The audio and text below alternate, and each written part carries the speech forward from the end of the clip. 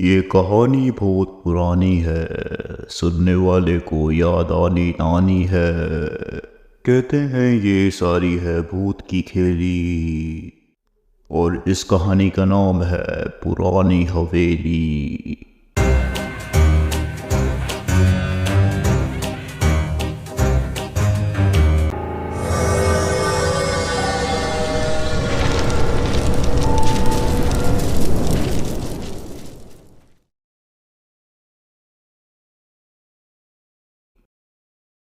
शहर से दूर एक घने जंगलों के बीचों बीच एक पुरानी हवेली खड़ी थी। ये हवेली सालों से वीरान पड़ी थी और लोगों के बीच उसकी डरावनी कहानियां मशहूर थी। कहा जाता था कि इस हवेली में जाने वाला कभी वापस नहीं आता। ऐसे ही राहुल, जो भूत प्रेत की कहानियों पर यकीन नहीं करता था, एक दिन अपने दोस्तों के साथ इस हवेली की सच्चाई जानने का फैसला किया। दोस्तों के मना करने के बावजूद राहुल ने रात के समय हवेली में जाने की ठानी। वो खुद को मर्द समझता था और इन सब चीज़ों को सिर्फ मनगढ़ंत कहानियां मानता था। जब राहुल हवेली के पास पहुंचा तो उसे हवेली का सन्नाटा और घना अंधेरा थोड़ा सा परेशान करने लगा, लेकिन उसने खुद को हिम्मत दी और दरवाजे को धकेलते हुए अंदर चला गया।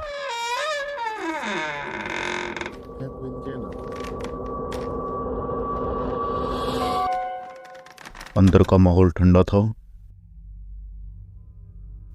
मानो किसी ने हवेली के चारों ओर वक्त को रोक दिया हो। हर कदम के साथ फर्श चरमराता और दीवारों पर पुराने चित्र धुंधले होकर उसे घूरने लगे।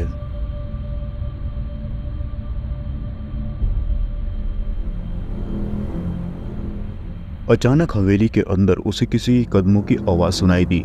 राहुल ने पलटकर देखा, लेकिन वहां कोई भी नहीं था। उसके दिल की धड़कन तेज हो रही थी। वो समझने की कोशिश कर ही रहा था कि ये सब क्या है। तभी हवेली के कोने में से धीमी आवाज में किसी की रोने की आवाज आने लगी।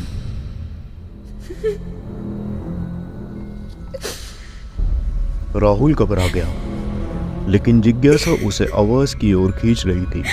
राहुल जैसे ही उसके पास गया, उसे सामने एक कमरा दिखा। जैसे ही राहुल उस कमरे के पास पहुंचा, कमरे का दरवाजा अपने आप खुल गया।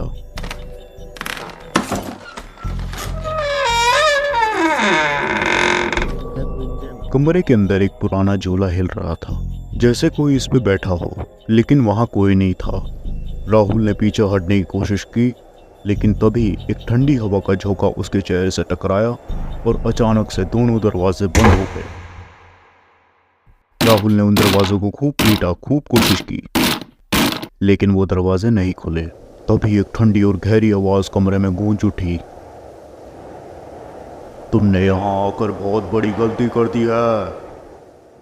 उसकी आंखों के सामने एक धुंधला साया उभरने लगा, जिसकी आंखें लाल और चेहरा बहुत डरावना था।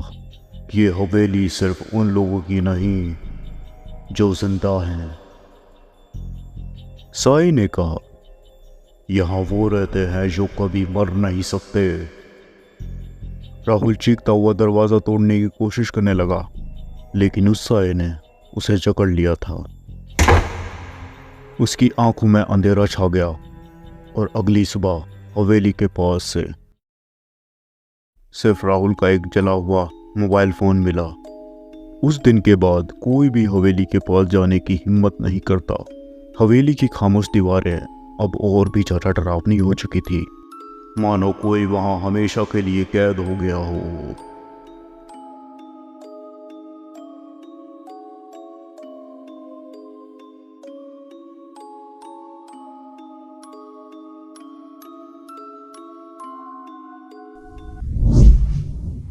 Don't forget to subscribe for new stories.